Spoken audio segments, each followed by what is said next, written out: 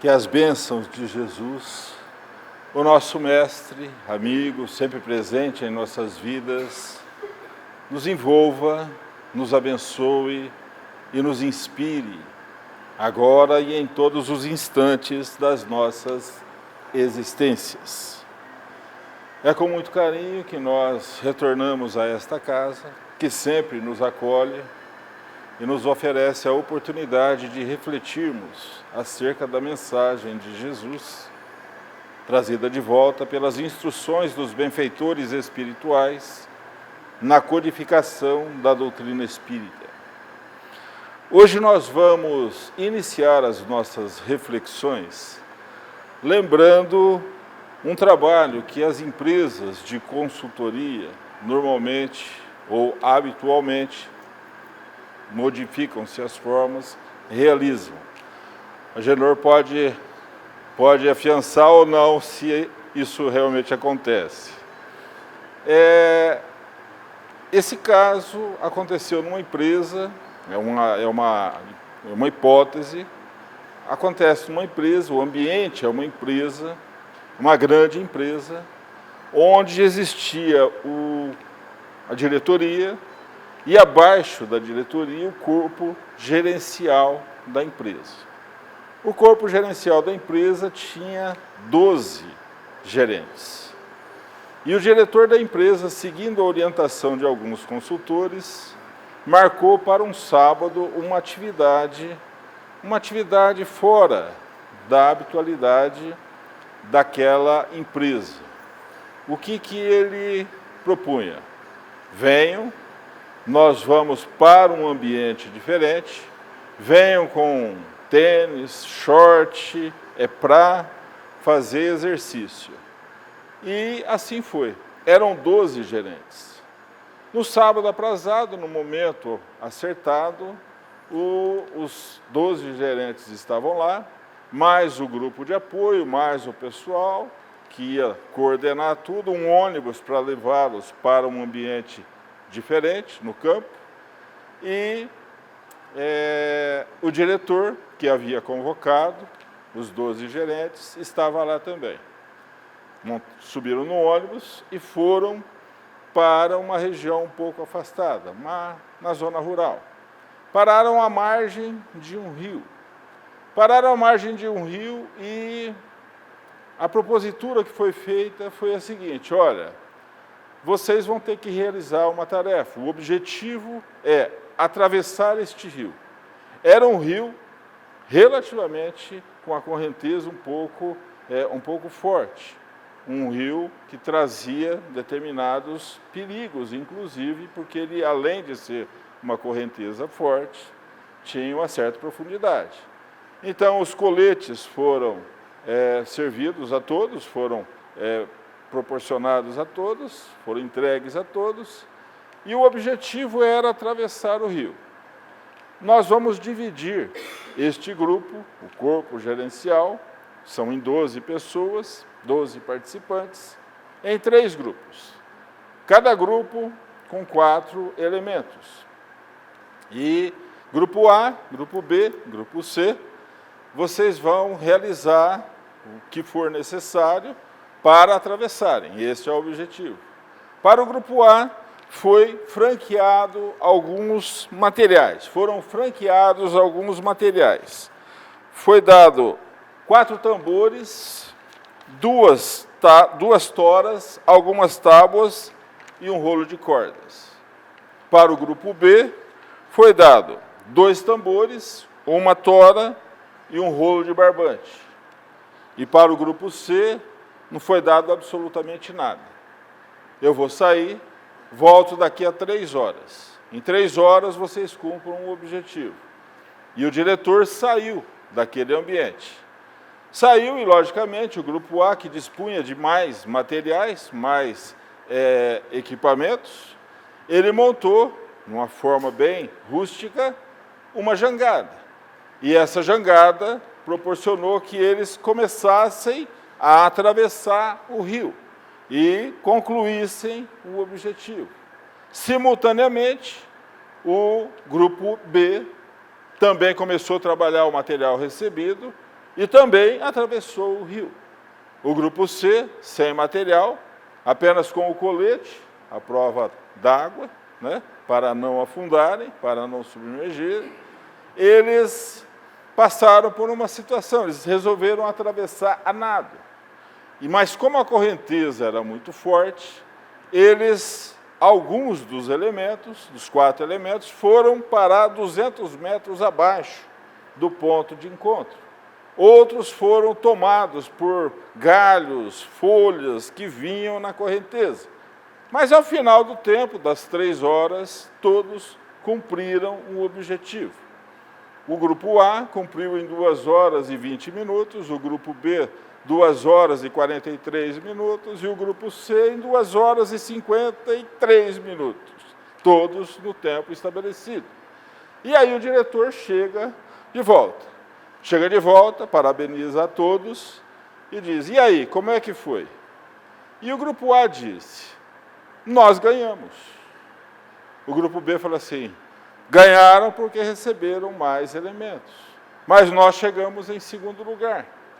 E o grupo C, como não tinha recebido material nenhum, simplesmente disse, nós não tínhamos como competir com os demais grupos. E aí o diretor disse, acho que houve um mal-entendido, porque nós traçamos um objetivo, nós franqueamos alguns elementos, mas nós não dissemos que isso seria uma competição. Vocês deveriam trabalhar em conjunto, solidariamente. Nós, muitas vezes, sem nos darmos conta, somos convidados para a experiência física, para passarmos pelas provas que a vida se nos apresenta. Muitas vezes pelas situações com as quais nós nos comprometemos em momentos anteriores, em existências anteriores. E estas provas, essas situações com as quais nós são as mais diferentes. São os objetivos que nós traçamos. Muitas vezes nós precisamos de mais de uma etapa, mais de uma encarnação, mais de uma reencarnação para superarmos determinadas tendências e incorporarmos em nós os valores que decorrem daquele conhecimento que nós temos da prática desse conhecimento. Incorporamos valores. Então nós passamos e convivemos com grupos os mais diferentes. Ora renascemos num seio familiar, ora no outro, ora no meio social, ora no outro. Ora para desenvolvermos determinadas aptidões no tocante ao desenvolvimento também da inteligência, ora para superarmos as nossas tendências e nos desenvolvermos moralmente, espiritualmente. Recebemos em cada oportunidade as ferramentas que necessitamos.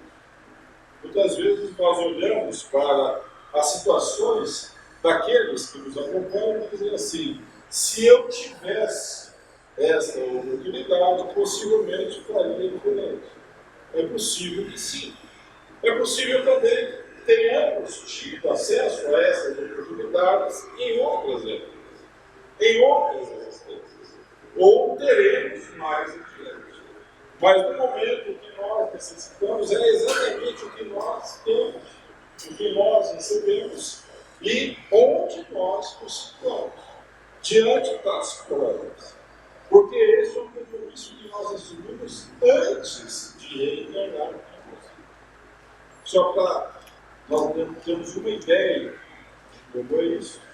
Nós nos lembramos de alguns contos, algumas crônicas de Humberto de Campos, o irmão X, onde ele fala acerca daquelas pessoas que se deparam de retorno ao plano espiritual com algumas situações que necessitam ser reparadas, necessitam ser retificadas. Então pedem a reencarnação e se propõem a passar pelas mais diferentes situações para liquidarem todas aquelas mazelas causadas pelas nossas próprias ações em momentos diferentes E aí os benfeitores alegam, olha, vai devagar. Recompõe um pouco agora, mais adiante um pouco mais adiante um pouco mais. Se reconcilie com um outro, mais adiante com um outro, em encarnações passadas. Então, muitas vezes, nós não nos damos conta de que isto é a verdade da misericórdia divina que nos concede as oportunidades que sejam indispensáveis ou sejam necessárias para a nossa realização. Então, concluímos que nós não estamos numa experiência, a experiência física, para passarmos férias, para passarmos momentos agradáveis apenas.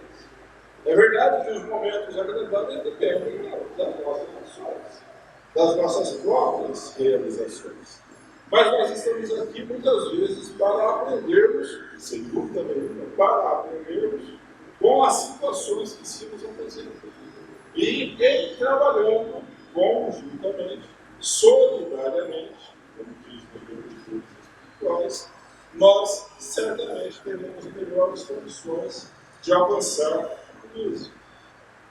Allan Kardec, o codificador da doutrina espírita, ele indaga dos benfeitores espirituais, no Livro dos Espíritos, na questão número 132, qual o objetivo da encarnação? Por que nós estamos aqui? Por que estamos encarnados? Nós aprendemos, progredimos, onde quer que estejamos. Podemos aprender no plano espiritual, na erradicidade, entre uma e outra existência. Mas temos a bênção da reencarnação no estágio que o mundo que nos acolhe se oferece, de passarmos pelas reencarnações.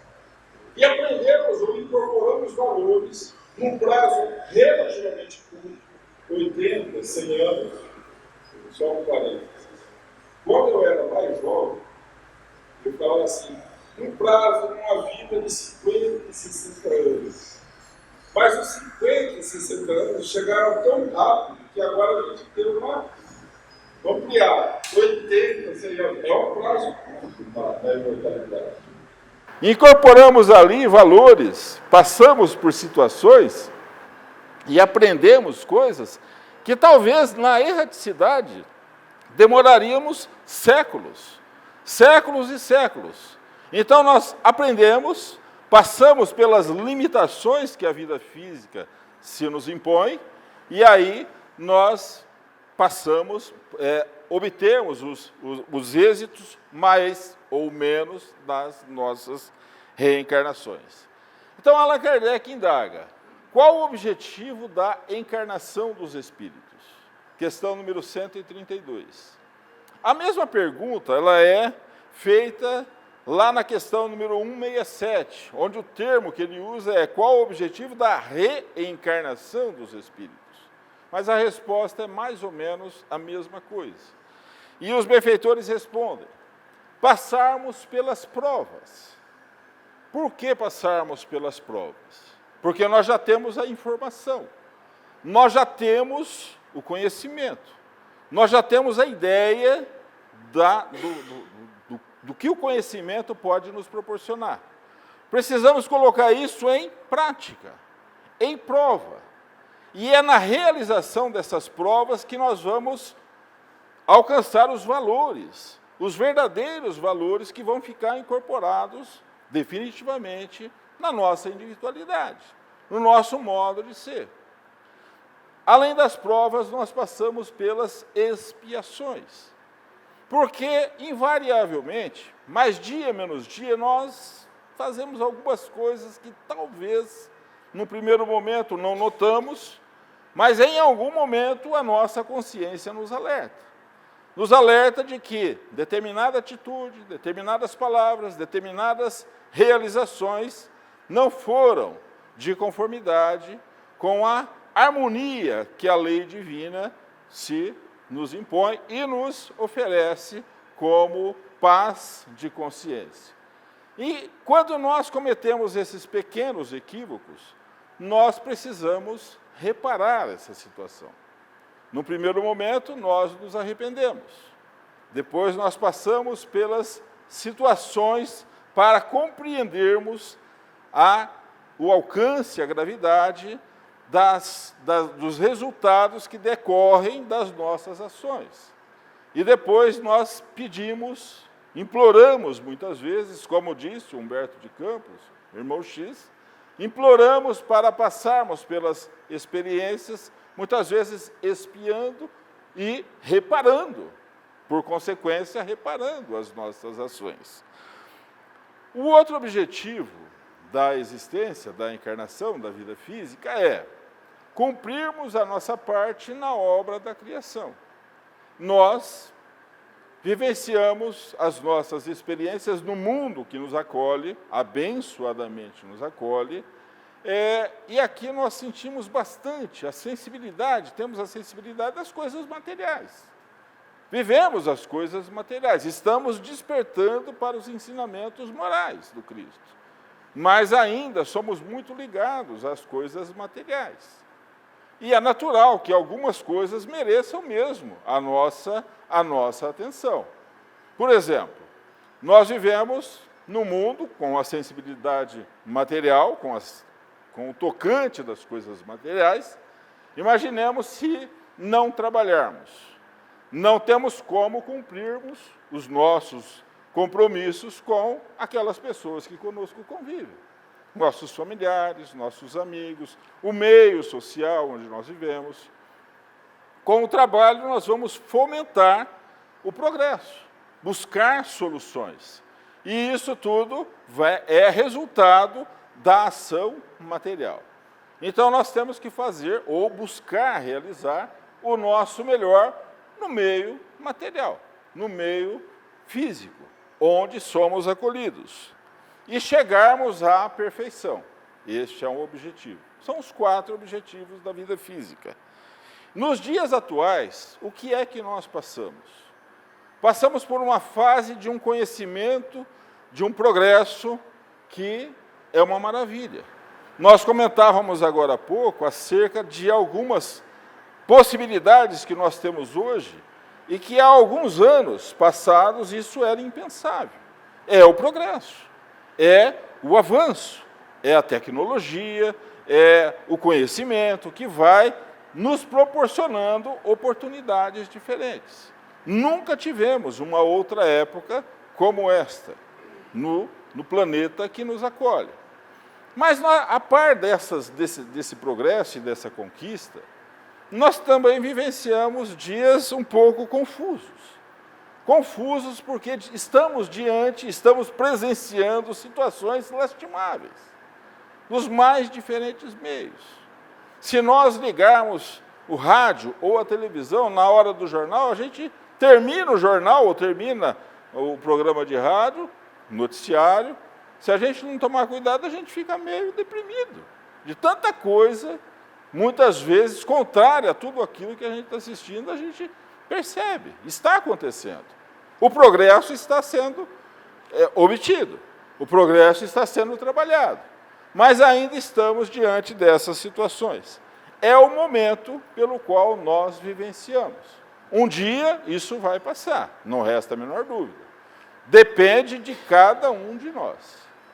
Allan Kardec, ao tempo da codificação, ele estava atento para estas situações, conquistas, realizações, situações que eram alcançadas, situações de progresso que eram alcançadas, e também aquelas situações deploráveis que já eram presentes naqueles dias e sempre estiveram presentes na história da humanidade.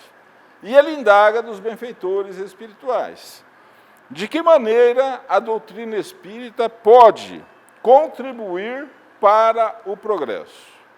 E os benfeitores amigos respondem: destruindo o materialismo, destruindo a nossa busca, além das nossas necessidades, além das situações que nos causam, que nos trazem paz de consciência, vivenciarmos buscas além daquilo que nós precisamos, além daquelas situações pelas quais nós vivenciamos situações além da conta, muito ligados às coisas materiais.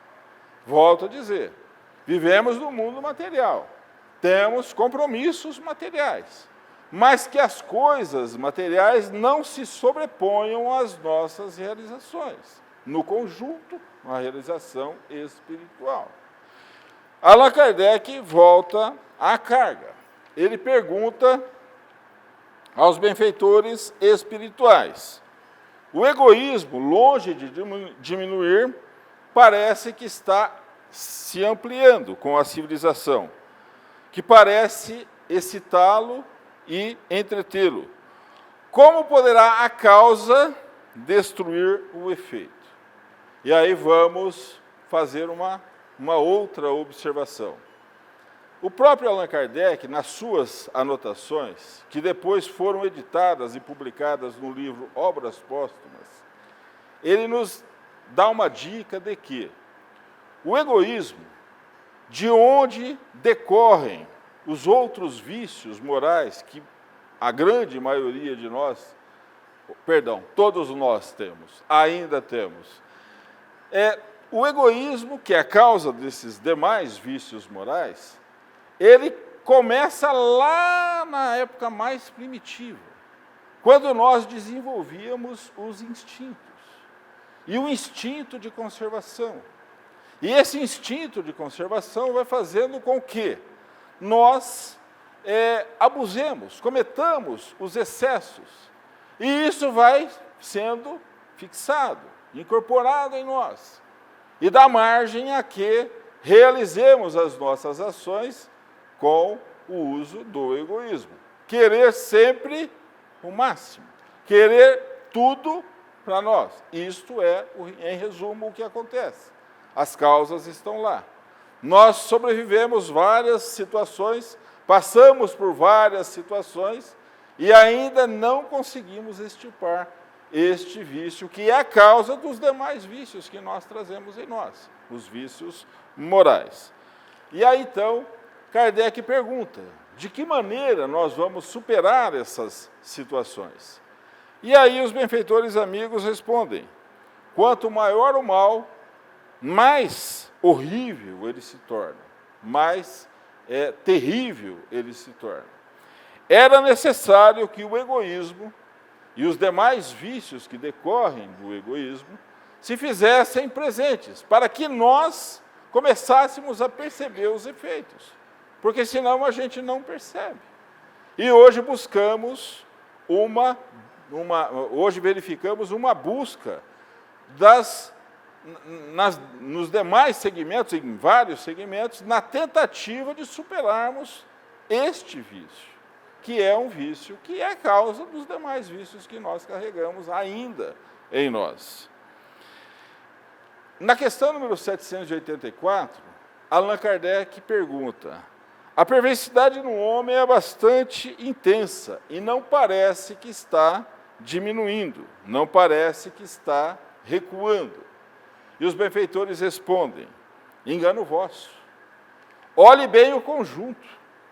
É verdade que, se nós nos atermos aos programas de noticiário, aos programas que muitas vezes extrapolam, exageram, no tocante a mostrar, a exibir, apresentar as situações violentas, nós vamos ficar deprimidos. Mas, se nós atermos no conjunto, nós vamos verificar que houve um grande avanço. E aí dizem os benfeitores espirituais, nunca houve, na face da humanidade, tantas pessoas trabalhando em benefício de tantas outras pessoas como nos dias de hoje. Se nós olharmos os organismos internacionais, são das atividades as mais amplas. Abarcam todas as atividades do planeta. Se nós olharmos nos países em destaque, aqui ou lá, nós vamos encontrar situações, sociedades, associações que trabalham para que o bem se sobressaia. Se nós olharmos o caso específico do nosso querido Brasil, as cidades onde nós moramos, nós vamos verificar que existem inúmeros núcleos de atendimento e de assistência. A casa que nos acolhe, que nos oferece a oportunidade de trabalho.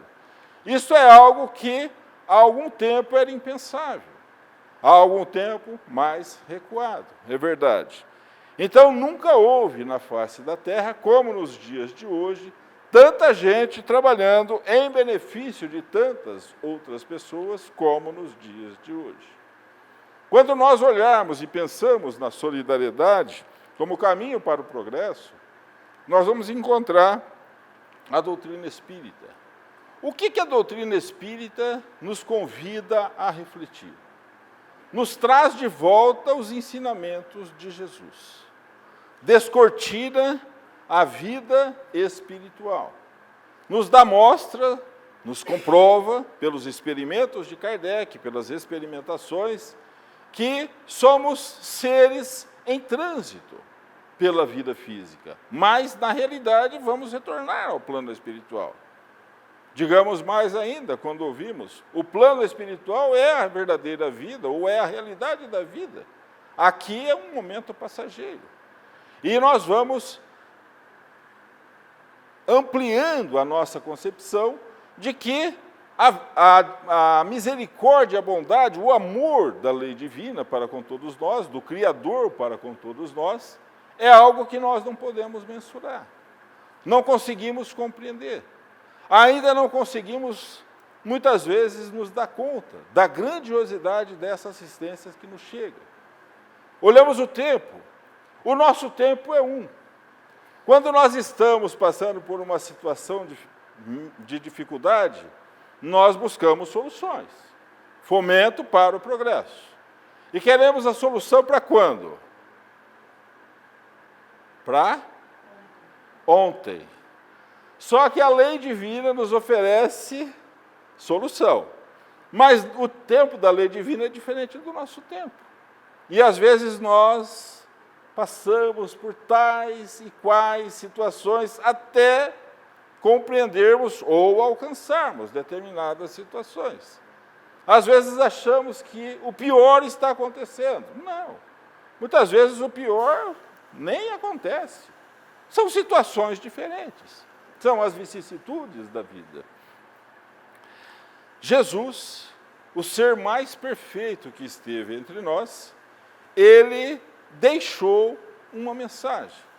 Ele vivenciou a sua mensagem.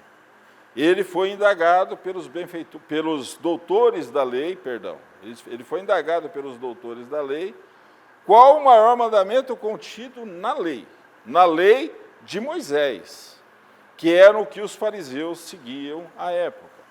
Moisés, 1.600 anos, 1.400, 1.500 anos passados, tinha deixado uma regra, tinha deixado uma ordem, tinha deixado ali várias situações normatizadas, e aí eles seguiam aquilo. Jesus veio aperfeiçoar aquilo. Não veio destruir a lei. Como ele mesmo disse, eu não vim destruir a lei. Ele veio abrir novos horizontes. Veio descortinar situações diferentes. E aí, os fariseus, percebendo isso, indagam. Qual o maior mandamento contido na lei? Eles se referiam à lei de Moisés. E Jesus diz, amar a Deus, acima de todas as coisas. E amar ao nosso semelhante. Amar ao próximo como a nós mesmos.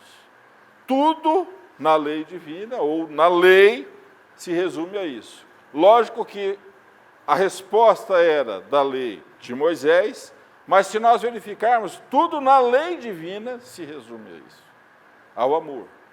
A superarmos em nós as nossas fraquezas, buscarmos compreender os nossos semelhantes, realizarmos o nosso melhor, perdoarmos incondicionalmente e nos ampararmos mutuamente. Aí vem de novo a solidariedade.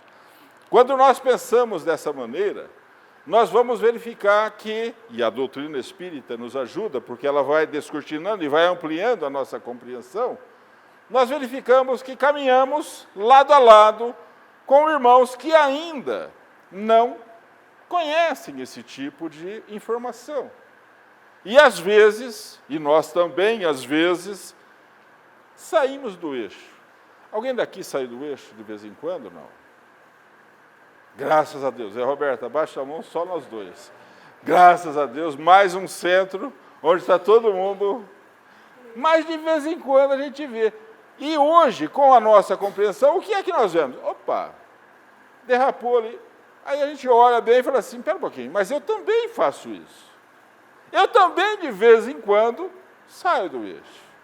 Então, o que nós somos convidados a vivenciar nessa hora? A indulgência para com as fraquezas alheias. É o convite de Jesus. Vivenciarmos a indulgência. Mas, às vezes, aquelas situações nos atingem de pronto. E, lógico, nós ficamos abalados com tudo isso. Aí vem o outro ensinamento de Jesus, um pouco mais consistente. Perdoarmos-nos incondicionalmente. Quando nós começamos a vivenciar este ensinamento, nós olhamos todo o mundo com os olhos da compaixão.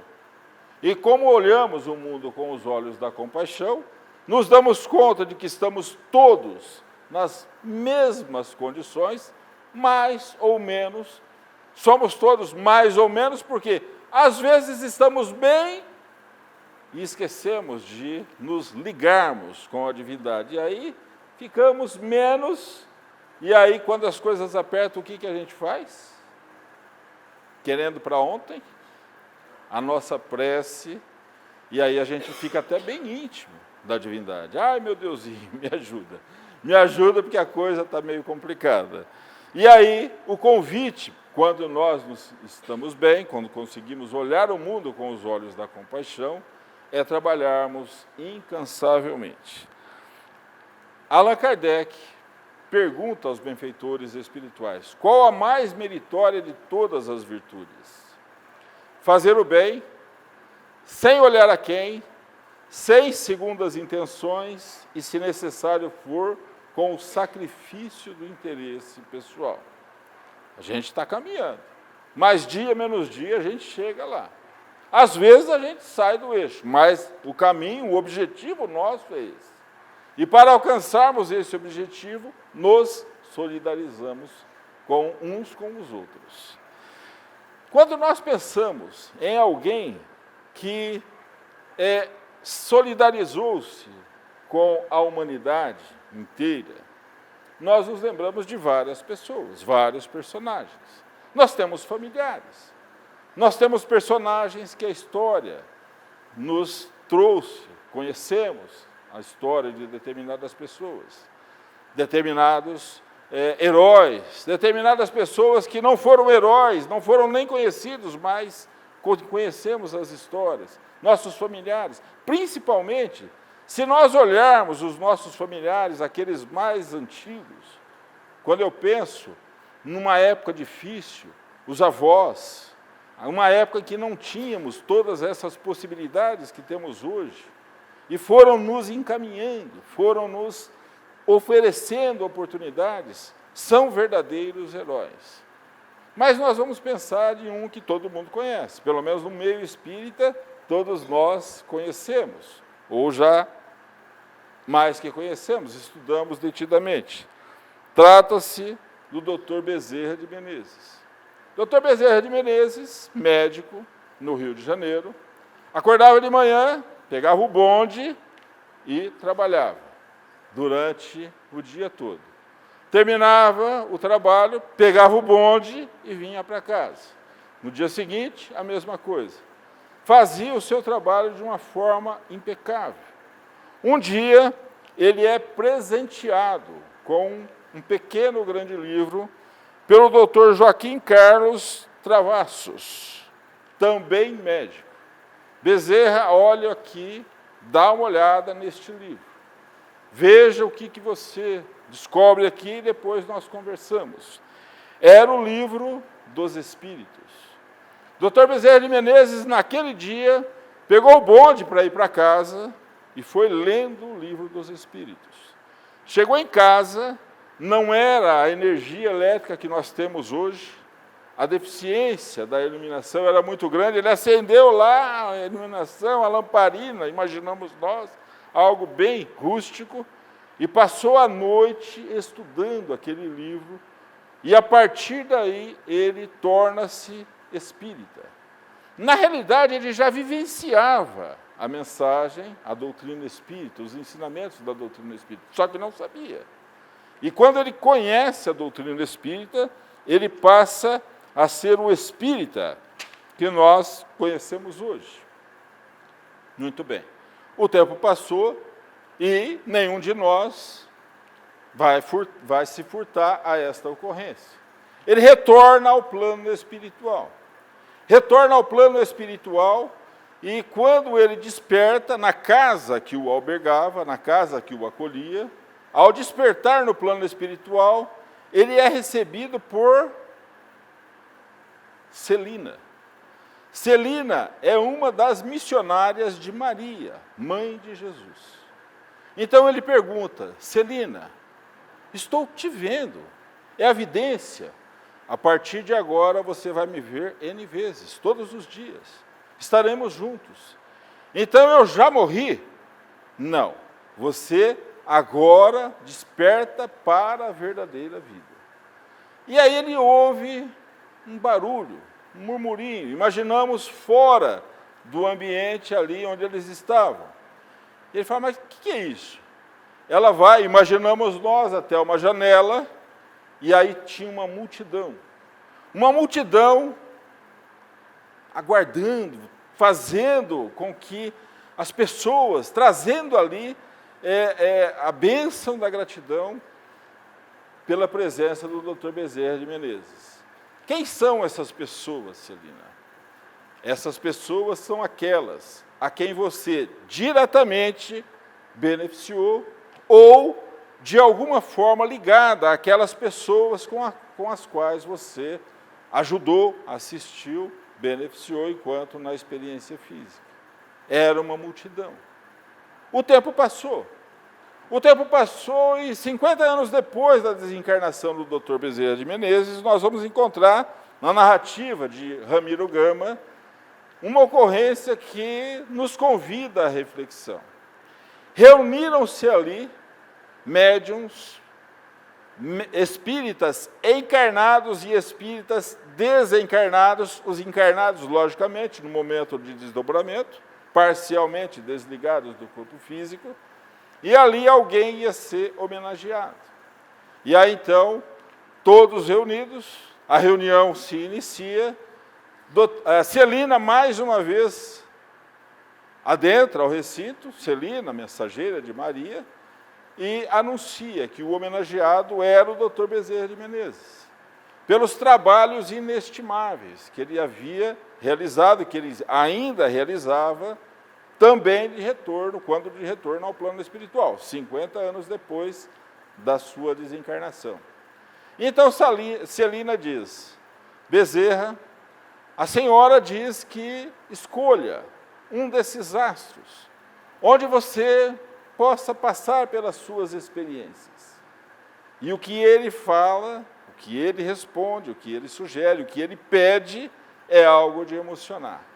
Se me for permitido, eu passarei mais 50 anos na terra do Cruzeiro, enquanto houver necessitados, pessoas infelizes, aflições.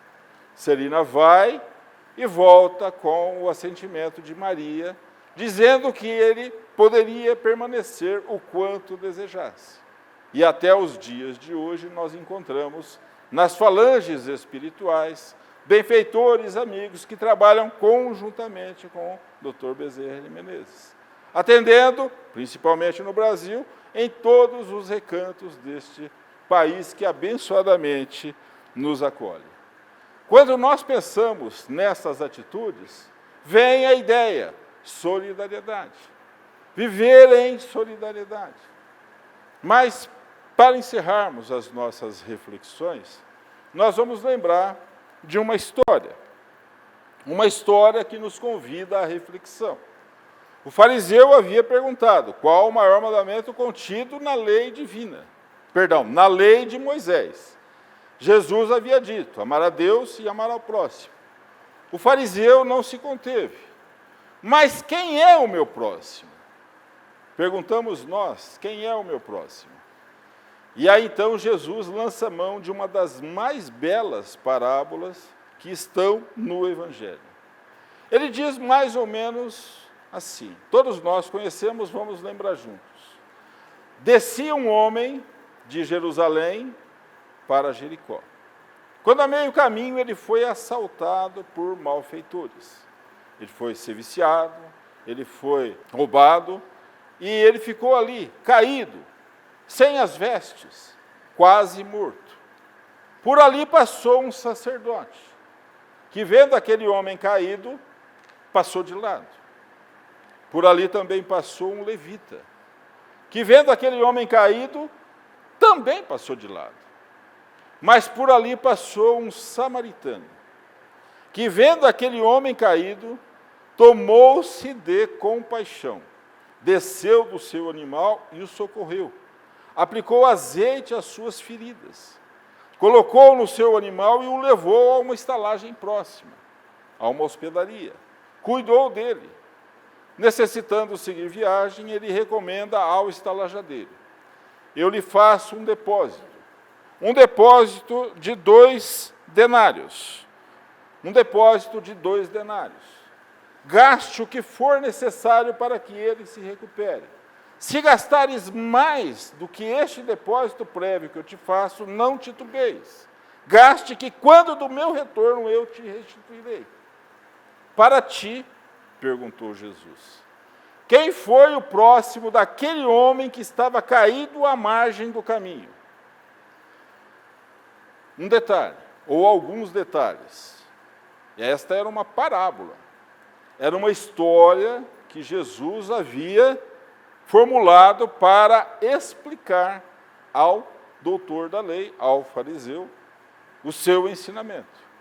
Então, era uma parábola, não era um caso da vida real. Muito embora é possível que essas coisas aconteciam e é possível que essas coisas aconteçam em diferentes situações, mas até os dias de hoje. Mas isso era uma parábola. O que está no Evangelho era uma parábola.